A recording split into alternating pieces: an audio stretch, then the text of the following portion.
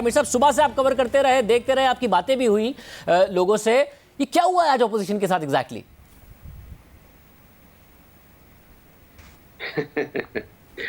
शाहजेब साहब, ये बड़ी आसान है बात, कोई इतनी बड़ी पहेली नहीं है, इसको बूझना बहुत आसान है। देखिए, ये कोई छोटे बच्चे तो है नहीं थे कि जिनको ये पता नहीं था कि हमने मोहर कहाँ पे लगानी है।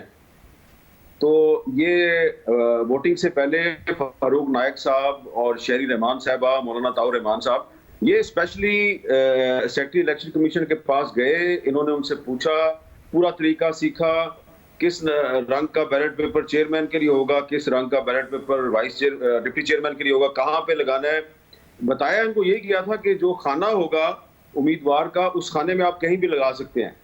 लेकिन इसके बावजूद इन्होंने 2018 में भी तो ये वोटिंग की थी ना, उससे पहले भी की थी, तो इनको पता था कहाँ पे लगाना है। अब अगर हम ये मान लें कि जो चेयरमैन के इलेक्शन में यूसुफ रजा गिलानी के नाम के ऊपर जो मोहर लगी है, चले वो गलती से लग गई है, लेकिन इंटेंशन यही थी कि उनको वोट डालें, तो फिर गफूर हैदरी साहब जो हैं उनके वोट किधर चले गए। तो मैं समझता हूँ जिस तरह 3 मार्च को हफीज शेख साहब के 7 वोट रिजेक्ट हुए, तो इसी तरह आज यूसुफ रजा गिलानी साहब के 7 वोट रिजेक्ट हुए। और वो जो 7 सेनेटर्स हैं जिनका ताल्लुक पीडीएम के साथ है, उन्होंने बहुत सोच समझ के अपने जो वोट हैं वो रिजेक्ट करवाए हैं। और सीधी बात है, शेख रशीद साहब ने कहा था कि सादिक संजरानी साहब जो है वो हुकूमत और रियासत दोनों के उम्मीदवार हैं, लिहाजा सादिक संजरानी साहब आज में जीते हुए नजर आए हैं। लेकिन ये जिस तरीके से वो जीते हैं, मुझे लगता है यह है कि आने वाले दिनों में उनके लिए काफी मसाइल पैदा होंगे, क्योंकि पहले जो टर्न्योर था उनका 2.5-3 साल उन्होंने बड़े आसानी से गुजार लिया। पीपल्स पार्टी के साथ उनके अच्छे ताल्लुकात थे, क्योंकि डिप्टी चेयरमैन सलीम मांडीवाला साहब का ताल्लुक पीपल्स पार्टी के साथ था और बाकी पार्टियों के साथ भी उनके ताल्लुकात ठीक थे। लेकिन अब जरा उनके लिए मुश्किल होगा, इसलिए कि जो सेनेटर्स जिन्होंने यूसुफ रजा गिलानी के नाम के ऊपर ठप्पा लगा के किसी प्रेशर के तहत या किसी लालच की वजह से उन्होंने अपना वोट तो जाया कर दिया, लेकिन जब ऐवान के अंदर कानून साजी का अमल होगा तो वहां पे तो उनको अपनी पार्टी के साथ खड़ा होना पड़ेगा। तो ये एक अजीबोगरीब वाकया होगा कि सादिक संजरानी साहब बज़ाहिर आज इलेक्शन जीत तो गए हैं, लेकिन जो रिजल्ट है उससे साबित हो रहा है कि वो अकलियत के चेयरमैन है, अक्सरियत के चेयरमैन नहीं है। और कानून साजी में बहुत मुश्किलात का सामना होगा और इसका काफी इम्पैक्ट पड़ेगा हमारी बाकी जो पॉलिटिक्स है उसमें भी पड़ेगा, बहुत ज्यादा कशीदगी बढ़ेगी।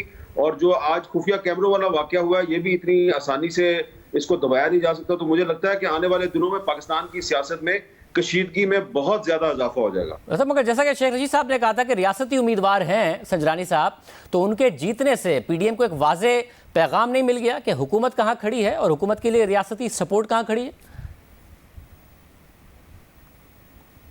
जी हाँ, बिल्कुल। देखिए, एक बात मैं आपको बता दूं, अभी थोड़ी देर पहले पीडीएम के रहनुमा से बात हो रही थी, तो वो कह रहे थे कि ठीक है आज यूसुफ रजा गिलानी साहब हार गए हैं लेकिन पीडीएम बच गई है। मैंने कहा क्यों, क्या हुआ? उन्होंने कहा देखिए कि अगर यूसुफ रजा गिलानी साहब जीत जाते तो उसके बाद फिर जो पीपल्स पार्टी है वो फिर चल पड़ती पंजाब की तरफ कि जी अब वहां पे तहरीक में एतमाद करवाते हैं। फिर उन्होंने वापस आना था चेयरमैन, स्पीकर और डिप्टी स्पीकर कौमी असम्बली के खिलाफ तहरीक में एतमाद, फिर वजीर आजम के खिलाफ तहरीक में एतमाद। तो उनका यह कहना था कि पीपल्स पार्टी ने फिर इसी काम में पड़ जाना था, पावर पॉलिटिक्स में पड़ जाना था। अब आज हम हार गए हैं, गिलानी साहब हार गए हैं, चले ठीक है, कोई बात नहीं है। लेकिन पीपल्स पार्टी जो है उसको समझ आ गया कि ये जो गिलानी साहब कल बार बार कह रहे थे ना न्यूट्रल न्यूट्रल न्यूट्रल, तो कोई न्यूट्रल नहीं है। और अब ये हमारे साथ मिलकर मुस्लिम लीग नून, पीपल्स पार्टी और बाकी पीडीएम की जमातें सब भाई बहनें मिलजुल कर एक अच्छा सा लॉन्ग मार्च करेंगे और लॉन्ग मार्च करके पीपल्स पार्टी इस्लामाबाद आएगी और यहाँ पे धरना देगी। और वो कह रहे थे कि अगर पीपल्स पार्टी ने 4 अप्रैल को जुल्फिकार अली भुट्टो साहब की बरसी यहीं पे की, यहीं पे इस्लामाबाद या रावलपिंडी, तो मुस्लिम लीग नून उसमें जाके शरीक भी होगी। तो अब पीपल्स पार्टी और मुस्लिम लीग नून दोनों की तवज्जो जो है लॉन्ग मार्च और धरने की तरफ चली गई है। और जाहिर बात है लॉन्ग मार्च और धरने से पाकिस्तान की सियासत ठंडी तो नहीं होगी ना, मजीद गर्म ही होगी।